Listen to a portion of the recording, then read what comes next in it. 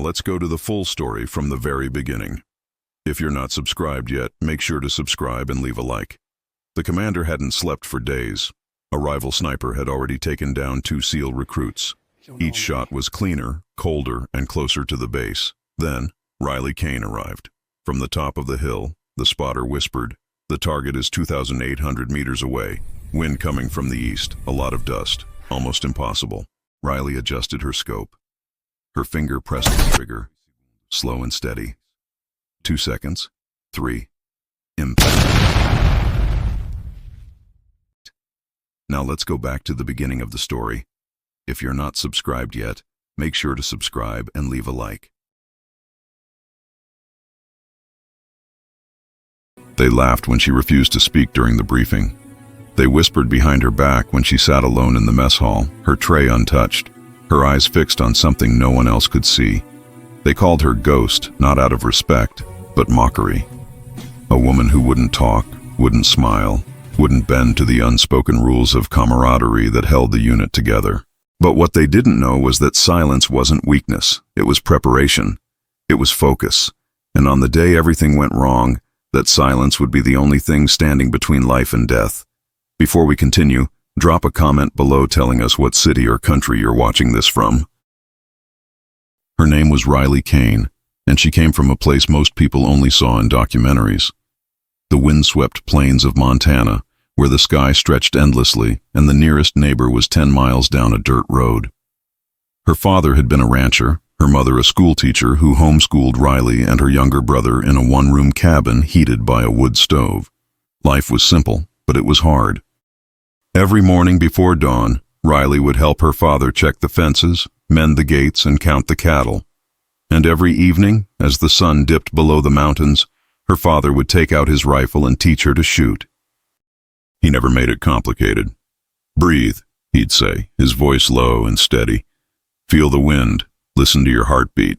When everything aligns, you'll know." Riley was 8/16 old the first time she hit a target at 300 yards. Her father didn't cheer. He just nodded, reloaded the rifle, and handed it back to her. "Again," he said, and she did it again, and again, and again. By the time she was 16, she could outshoot every hunter in the county. But it wasn't about pride. It was about discipline. It was about being ready for the moment when everything depended on one single decision.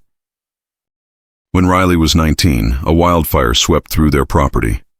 Her father tried to save the cattle, driving them toward the river, but the smoke was too thick, the flames too fast. He collapsed in the field, and by the time the firefighters found him, it was too late. Riley's mother fell apart. Her brother, only 14, retreated into himself. And Riley? She made a choice. She wasn't going to let grief swallow her whole. She was going to do something with the skills her father had given her. Something that mattered. 6 months later, she walked into a recruitment office and signed up for the U.S. Army. 3 years after that, she applied for sniper school at Fort Benning, Georgia. The instructors didn't want her. They didn't say it outright, but she could see it in their eyes. A woman, quiet, small-framed, no prior combat experience. They expected her to wash out in the first week. The other candidates, all men, didn't hide their skepticism either. During the initial equipment check, one of them, a broad-shouldered sergeant named Briggs, looked her up and down and smirked. "You sure you're in the right place, sweetheart? The admin building's 2 blocks that way." Riley didn't respond. She just secured her pack, adjusted her rifle sling, and walked past him. Briggs laughed. "See? She's already giving up." But she wasn't. She was just conserving energy. The first phase was mental. Classes on ballistics, wind calculation, range estimation, camouflage techniques. Riley absorbed everything. While the others joked and complained, she took notes. While they debated theories, she memorized formulas. At night, when everyone else was asleep, she'd sit outside the barracks with a flashlight and a notebook, sketching trajectories, calculating drop rates, visualizing shots she hadn't taken yet. One of the instructors, Master Sergeant Cole, noticed. He was a 30-year veteran, a man who'd seen more combat than most people could imagine, and he didn't suffer fools. One evening, he walked up to her as she sat alone under a flickering streetlight. "You don't talk much," he said. Riley looked up at him, her expression unreadable. "No, sir." Cole crossed his arms. "Why not?" She considered the question, then shrugged. "Talking doesn't make me a better shooter." Cole studied her for a long moment, then nodded. "Fair enough. But you need to understand something. Out there, in the field, communication saves lives. You can be the best shot in the world, but if you can't relay information to your team, you're useless." Riley met his gaze. "I'll communicate when it matters, sir. Right now I'm learning." Cole almost smiled. Almost. "All right, Kane. Let's see if you're as good as you think you are." The second phase was physical. Endurance marches with 80-pound packs, crawling through mud under barbed wire, holding sniper positions for hours without moving. Riley's body screamed at her, every muscle burning, every joint aching. But she didn't quit. When Briggs collapsed during a 20-mile ruck march, she kept going. When another candidate was medically dropped for heat exhaustion, she kept going. When the instructors pushed them to the breaking point, testing their resolve, their pain tolerance, their willingness to suffer in silence, Riley kept going. Because this was what her father had prepared her for. Not just the shooting, the endurance, the quiet determination to outlast everyone else. But the real test came in the third phase, live fire exercises. This was where candidates proved they could actually do the job under pressure. The scenario was simple, a simulated hostage situation in a mock urban environment. The target, a mannequin dressed to represent a hostile combatant, was positioned behind a window on the third floor of a building, holding a hostage mannequin. The angle was brutal. The wind was gusting at 15 miles per hour. The distance was 600 yards, and the time limit was 60 seconds. Failure meant elimination from the program. One by one, the candidates took their shots. Some missed entirely. Some hit the building but not the target. Some hit the hostage. Briggs came close, grazing the target's shoulder, but it wasn't a kill shot. The instructors shook their heads. "Not good enough," Cole said. "In the real world, that hostage is dead." When it was Riley's turn, she walked to the firing position without a word. She set up her rifle, a .300 Winchester Magnum, checked the scope, adjusted for windage and elevation. The other candidates watched, some with curiosity, others with barely concealed hope that she'd fail. Briggs leaned over to one of his buddies. "She's gonna choke. Watch."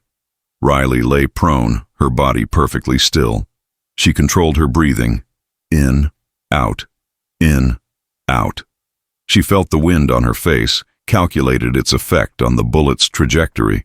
She listened to her heartbeat, waiting for the space between beats. And then, in that perfect moment of stillness, she squeezed the trigger. The shot echoed across the range. For a split second, nothing happened. Then the target's head snapped back, a clean hole punched through the center of its forehead. The hostage was untouched. The instructors exchanged glances. Cole walked over to the spotting scope, looked through it, then straightened up. "Kane," he said. "That's a confirmed kill. Perfect shot." Briggs stared, his mouth hanging open. "No way. That was luck." Cole turned to him, his expression hard. "Luck? At 600 yards, in 15-mile-per-hour wind, with a 60-second time limit? If that's luck, Briggs, then you're in the wrong profession." Riley didn't celebrate. She just cleared her rifle, secured it, and walked back to the group. But something had shifted. The other candidates looked at her differently now. Not with mockery, with something closer to fear, or maybe respect. It was hard to tell. Over the next few weeks, Riley continued to excel. Every qualification, every test, every scenario she passed with near-perfect scores. The instructors stopped questioning her. The other candidates stopped joking. And by the time graduation came around, Riley Kane had earned the highest marks in her class. But the real challenge was still ahead. 3 months after graduating, Riley was assigned to the 75th Ranger Regiment, deployed to a combat zone in the Middle East. Her unit was tasked with supporting a high-value target extraction in a hostile city. Intel suggested the target, a regional commander responsible for orchestrating attacks on coalition forces, was holed up in a compound on the outskirts of the city. The plan was straightforward: A team would breach the compound, secure the target, and extract. Riley's job was overwatch. She'd be positioned on a rooftop 800 yards away, providing cover and eliminating threats as needed. The operation launched at 0300 hours. Riley and her spotter, a younger ranger named Matthews, moved into position under cover of darkness. They climbed to the rooftop of an abandoned building, set up the rifle, and waited. Below, the city was quiet, almost eerily so. Matthews checked the radio. "Alpha team is moving in," he whispered. Riley adjusted her scope, scanning the compound. She could see the entry team stacking up by the door, ready to breach. Everything looked clear. And then, suddenly, it wasn't. A figure appeared on a balcony adjacent to the compound. Male, armed with an AK-47, scanning the street. He hadn't seen the entry team yet, but he would in seconds. Matthews hissed, "We got a Tango, 12 o'clock, elevated position." Riley tracked the figure through her scope. 830 yards. Wind speed, 10 miles per hour, left to right. Elevation, 30 feet above ground level. The target was moving, pacing back and forth, nervous. If he spotted the entry team, the entire operation would be compromised. People would die. "Riley," Matthews said, his voice tight, "you gotta take the shot." Riley didn't respond. She was already calculating, breathing, feeling. The target paused, leaning against the railing, looking down at the street. For a moment, he was still. Riley's finger moved to the trigger. She exhaled slowly, let her heartbeat settle, and in that space between seconds, she fired. The suppressed rifle made almost no sound, just a soft thump. The bullet traveled across the dark city, cutting through the air, and struck the target in the upper chest. He dropped without a sound, slumping over the railing. Matthews exhaled. "Holy shit! That was—" "Focus," Riley said quietly. "They're breaching." The entry team kicked in the door and flooded the compound. For the next 10 minutes, Riley watched through her scope, ready to engage any threats. But none appeared. The extraction went smoothly. The target was secured, zip-tied, and loaded into a vehicle. Alpha team exfiltrated without a single casualty. Back at base, the team leader, Captain Harrison, pulled Riley aside. He was a grizzled veteran, a man who'd seen more combat than most people could imagine, and he didn't hand out compliments lightly. "Kane," he said, "that shot you took tonight, that saved lives. You saw the threat before anyone else did, and you neutralized it without hesitation. That's what makes a good sniper. Not just the skill, the awareness, the discipline." Riley nodded. "Just doing my job, sir." Harrison almost smiled. "Yeah, well, keep doing it." Over the next 6 months, Riley became one of the most trusted assets in the regiment. She took shots that others wouldn't attempt. She held positions for hours without complaint. She communicated clearly and efficiently, relaying critical information that saved lives time and time again. The mockery was gone. The skepticism was gone. In its place was something Riley had never sought but had earned nonetheless: respect. But respect didn't mean acceptance. There were still those who resented her. Briggs, who had barely scraped through sniper school and was now assigned to a different unit, spread rumors whenever he could. "She's just lucky," he'd say. "Give it time. She'll crack under pressure." Others echoed the sentiment. A woman didn't belong in combat. She was a liability, a distraction, a mistake waiting to happen. Riley heard the whispers, but she didn't let them touch her. She had learned long ago that words were just noise. What mattered was the work. The defining moment came during a mission that went catastrophically wrong. Riley's unit was tasked with securing a village that had been overrun by insurgents. Intel suggested the enemy had fortified positions in the hills surrounding the village, making a direct assault suicide. The plan was to use air support to soften the defenses, then send in ground forces to clear the area. Riley would provide overwatch from a ridge overlooking the village, identifying targets and coordinating with the air assets. But the air support never came. A mechanical failure grounded the helicopters. The ground forces were pinned down, taking heavy fire from multiple positions. Casualties were mounting. The radio chatter was chaotic, frantic. "We need support! We're getting torn apart!" Riley watched through her scope, her mind racing. She could see the enemy positions, 3 machine gun nests in the hills, each manned by 2 or 3 fighters. They had the high ground, overlapping fields of fire, and they were systematically shredding the ground forces. Matthews was beside her, his face pale. "Riley, we can't take all of them. We need to pull back." Riley didn't respond. She was calculating distances, angles, wind speed. The farthest nest was 1,200 yards away. The wind was gusting unpredictably. The light was fading. Every shot would have to be perfect. "Riley," Matthews said again, more urgently. "Out," Riley said quietly. "Range, wind, targets. I'll take the shots." Matthews stared at her. "You're serious? Call it out." Matthews swallowed, then looked through the spotting scope. "Okay. First target, 1,100 yards, wind 5 to 7 miles per hour, right to left. 2 tangos behind a rock formation." Riley adjusted her scope, controlled her breathing, and fired. The first target dropped. She chambered another round, adjusted, fired again. The second target dropped. "Next," she said. Matthews called out the coordinates. 1,200 yards. Elevated position. 3 targets. Riley took them out one by one, each shot a masterpiece of precision. By the time she was finished, all 3 machine gun nests were silent. The ground forces advanced, secured the village, and evacuated the wounded. When they returned to base, Captain Harrison found Riley sitting alone, cleaning her rifle. He didn't say anything at first. He just sat down next to her. Finally, he spoke. "I've been in this business for 20 years, Kane. I've worked with some of the best snipers in the world. And what you did out there, that was the most impressive display of marksmanship I've ever seen."